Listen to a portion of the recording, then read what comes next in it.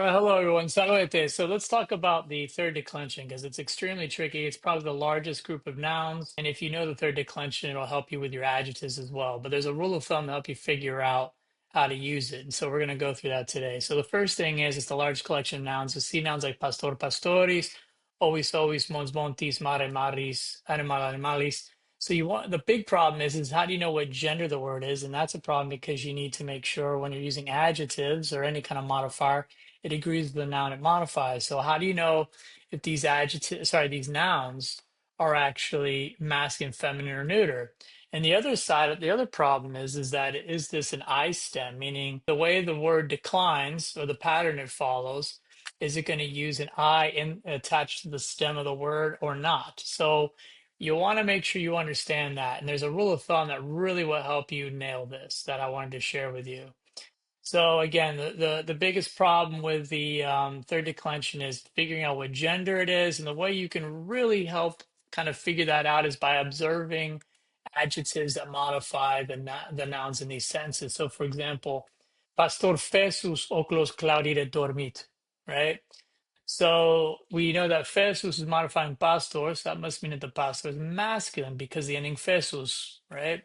Ovis alba rivum petite aquam bibit. So the word always, sheep, we don't know if it's masculine, feminine, or neuter just by looking at it. But with the adjective alba, we see, oh, it must be feminine because that alba ending. So again, observing the gender with the adjective that's modifying the noun is really going to help you out. Mons otus est. Again, what is the gender of mons? Well, otus gives us an indicator that is actually masculine. Mare non turbidum sed tranquillum est. So what gender is mare? Well, the adjective turbidum and tranquillum indicate that this mare word is a neuter noun. And that's again something we can confirm by following the declension pattern. So alia animalia in terra vivunt, alia animalia in mari, right? So we get the word animalia and what gender is that word? And again, the alia indicates you got to be careful. You might think, oh, it's feminine, but it's not. It's actually a neuter noun and it's plural. So that kind of plural neuter, law where it has an IA or an A on the end applies. But also note that there's an I in there. That's because by extension, this is an iStem. How do you know you're going to be sticking an I in the end? Stay tuned. Here we go. So third declension, it's easy to figure out, just a rule of thumb, what words are not iStem. They're essentially consonant stems, and you're just going to add your third declension endings onto the end of the word. And that's usually if there are more syllables in the genitive form than in the nominative form. That should be than, not then. Pastor pastoris, right? Notice that pastoris has 3 syllables, while pastor only has 2. Arbor, arboris. Again, 3 syllables in arboris and only 2 in arbor. Sol, solis. You got it. 2 syllables in solis, 1 in sol. Clamor, clamoris. 3 syllables in clamoris and 2 syllables in clamor. Easy way to look at it is how many vowels does it have in the word? You can't have a syllable without a vowel. Hate that. So again, just count the amount of syllables. There's more syllables in the genitive form, the possessive form of the word, than in its nominative or subject form. Then you know it's not going to be an iStem. Again, rule of thumb, there's always exceptions, but for the most part, that is a pretty good rule to follow, which then means the rest of that group is going to be iStems. So you could probably say that assume the iStem is the norm unless it has more syllables than its nominative form. But again, so let's take a look at this. Always, always, same amount of syllables, going to be an iStem. Panis, panis, same amount of syllables, iStem. Nubes, nubis. Note that even though it's spelled differently, it's still an iStem because it has 2 syllables, nubis and nubes, right? Now, the words in red I'm going to hold on to in a second because, again, if you observe mons, montis, 2 syllables, right? And montis, but mons only got 1. Wait a minute. That goes against what I was talking about. Dens, dentis, 2 syllables for dentis, 1 syllable for dens. Mare, maris. You got it. Maris, 2 syllables. Mare, 2 syllables. What am I talking about? Just check and make sure you're paying attention. Animal, animalis, right? 3 syllables, animalis, animal, 2 syllables. So am I lying? Sum, sume, mendax? No, there's a reason why the Latin does this, and those words in red are important. I want you to notice something. Remember those forms because we're going to come back to them in a second. So again, more syllables, not an iStem. Same amount of syllables, an iStem. The ones that have more syllables, though, that are iStems, there's a reason. So if we have more syllables in that possessive form than in a nominative form, mons montis, for example, dens dentis, right? The Latin does something a little bit different. You have to look at the second form, montis, dentis, that genitive form.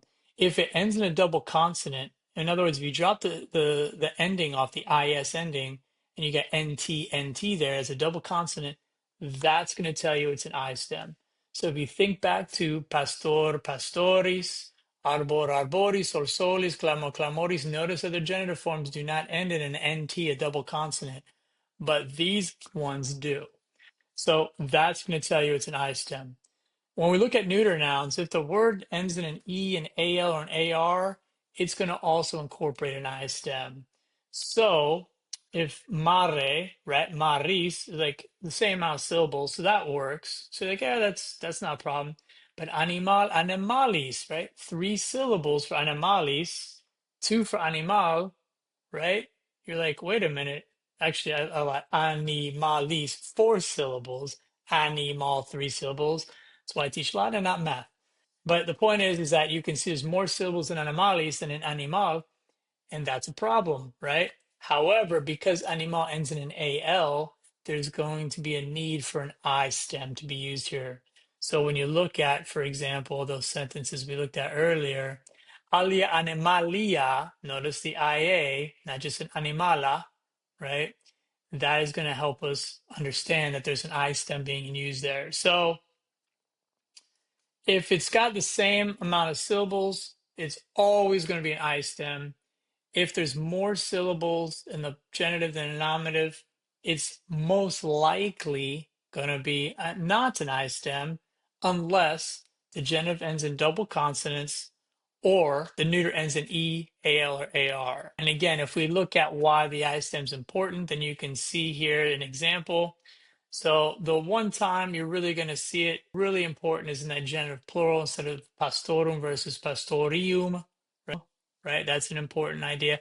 Also, you'll see this in the ablative case. You'll often see pastore, but with iStems, you might see ovi used again. The dative and the ablative will have the same form, but you can also see the E. So for now, just focus on whether it's an iStem, how that works, and then using the ium ending. When we look at the neuters, pus, corpus, corporis, notice that corporis has more syllables than corpus. So that follows the consonant stem pattern. But mare, maris has the same amount of syllables, so it's going to form the I stem. And notice in particular that when we get to the ablative, it's really going to be mari with these neuter nouns. Why? Well, because the neuter form mare is used again for its accusative. No problem. Neuter nouns have the same form for nominative and accusative. But when you get to the ablative, you can't have mare again because then it just looks like the nominative and accusative form. So it's going to use the I, right? Mari. And then when we get to the plurals, it's not corpora become, because it's not an I stem, it's a constant stem, you're just adding those endings on. But because mare, maris is an I stem, we add the A onto the I stem. So Maria, Maria, right? Marium. Again, you can see that in red there. So just to kind of summarize here, what you want to remember is when you're dealing with these tricky third declension nouns, if it's got the same amount, if it's got more syllables than its genitive than its nominative, well, let's take it this way. If it's got the same amount of syllables, it's always going to be an I stem. All right. Now, if it's got more syllables in its genitive form than its nominative, you got to check if it ends in a double consonant like NT, right? Then it's going to become an I stem. If it is a noun that ends a neuter noun that ends in either E, AL, or AR, it's going to be an I stem. And that's important. Now, there's also one other exception that you need to know about. If the word ends in an X, right? Like think walks, walkies, right? Walks, walkies. there's more syllables, wokis, than in woks. It's going to be an iStem because that X technically is a double consonant sound in the Latin language. If you think about it, it's got like a CS, a hard C and an S ending. Woks, right? And just becomes wokis. It almost gets shortened to just a hard C sound. So that's another exception to kind of keep in mind. So wokes, wokies, pox, pakis, words that end in X in the nominative and become a C in the genitive, those will also be going towards your iStem category. All right. So hopefully it gives you a stronger understanding of the third declension and how to differentiate between these kind of two subcategories of iStems versus non-iStems. And you can also take that into your participles, for example audiens, audientis. Notice the audiens becomes audientis, nt, double consonant. So it's going to be an I stem as well. So your participles are going to follow the I stem examples. Also, one last note, make sure that you also regard, you might see in those plural nominative and accusatives, you might see an IS ending. Latin will use that on occasion just because it was a part of like the language, and maybe over time through standardization of literature or whatever we see an es ending, but for whatever reason we see an is on occasion or even an im in some of the accusative forms. But again, let's walk before we run. So if you know this rule of thumb, this is going to help you out a lot in terms of understanding the third declension nouns as well as adjectives and participles and other modifiers which use the third declension pattern. All right. Hopefully it helped you out. Gracias, Igualete.